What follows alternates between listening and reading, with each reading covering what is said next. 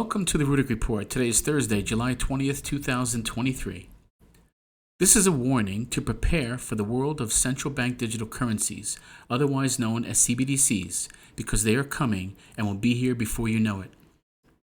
According to a recent survey by the Bank for International Settlements, as many as 24 CBDCs could be in circulation in the very near future. What this essentially means is that there would be even more government control over your money.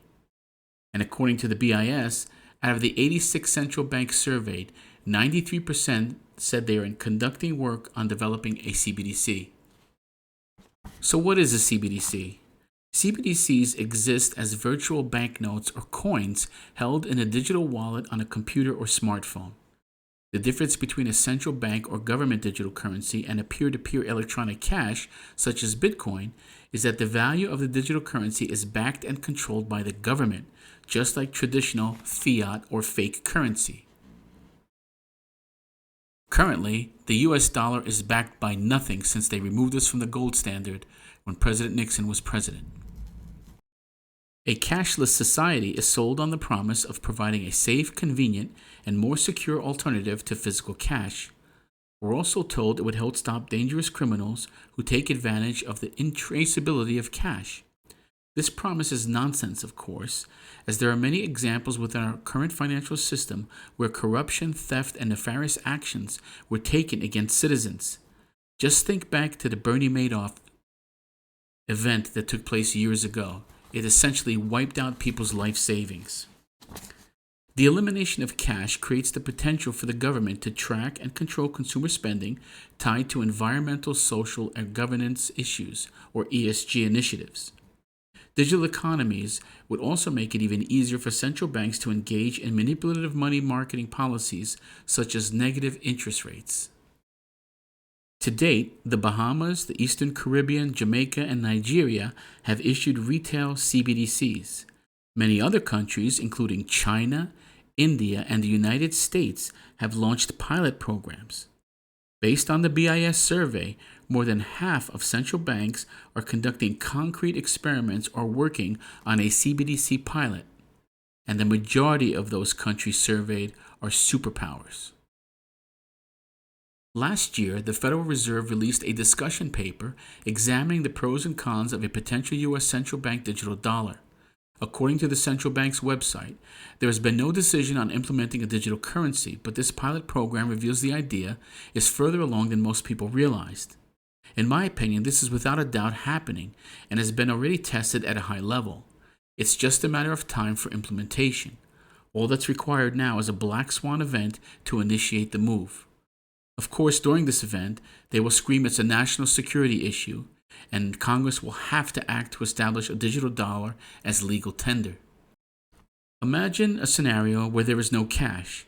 It would be impossible to hide even the smallest transaction from the government's eyes. Something as simple as going for your morning coffee at Starbucks wouldn't be a secret from government officials.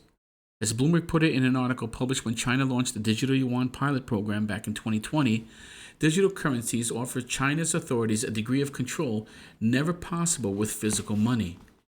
The government could even turn off an individual's ability to make purchases. Bloomberg described just how much control digital currency could give Chinese officials. The People's Bank of China has also indicated that it could put limits on the sizes of some transactions or even require an appointment to make larger ones. Some observers wonder whether payments could be linked to the emerging social credit system, wherein citizens with exemplary behavior are whitelisted for privileges, while those with criminal or other infractions find themselves left out.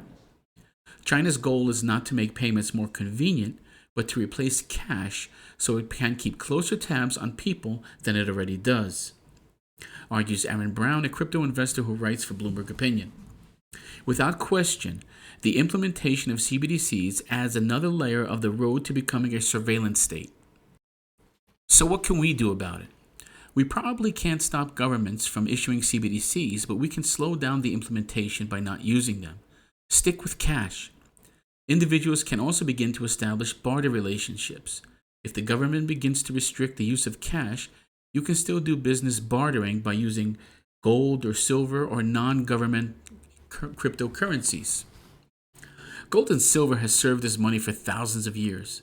Digital platforms make it easier than ever to transact business using either metal. This opens the door for creating an environment of currency competition, and the states can lead the way in implementing this. It's not that this will happen overnight. The dollar will be around for a little while longer, but encouraging a competitive environment where it needs to compete with sound money backed by gold is the best option for all 50 states. States may also be able to hinder the use of CBDCs. For instance, laws recently enacted in Florida and Indiana ban the use of central bank digital currencies as money in those states by explicitly excluding a CBDC from the definition of money. Ultimately, we will only beat CBDCs if everyone comes against it, and that must happen now because the train has already left the station. You need to stay informed about the CBDC rollout. In my opinion, they are going to collapse the economy. You need to prepare for that and have food set aside for a time, enough time for you to become self-sufficient as they continue to tokenize everything and roll out their CBDC initiative. Just look around from Target to Bud Light, etc. They have chosen the woken path.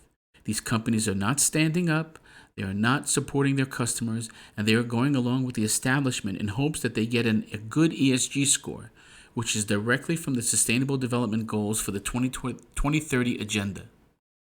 These corporations are doubling down, waiting it out. Their hopes are that they can wait things out long enough to have ESG rolled out. In their minds, if they want to survive, they will play along, and that's why corporations are self-destructing now. They are trying to weather the storm until these policies are implemented, and when they are, they feel they will be in a favorable position and rewarded as an essential business.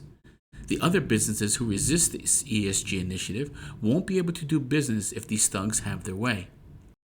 This entire ESG initiative is tied to the CBDC rollout, where the government has total control on your purchases and can implement controls should you have any infraction or go against the ESG rollout. It makes sense to prepare for this eventuality with emergency food supplies, communications, protection, power, medical, etc. But at the same time, it's important to resist and do not support businesses that promote these agendas. Until next time, this is the Rudick Report.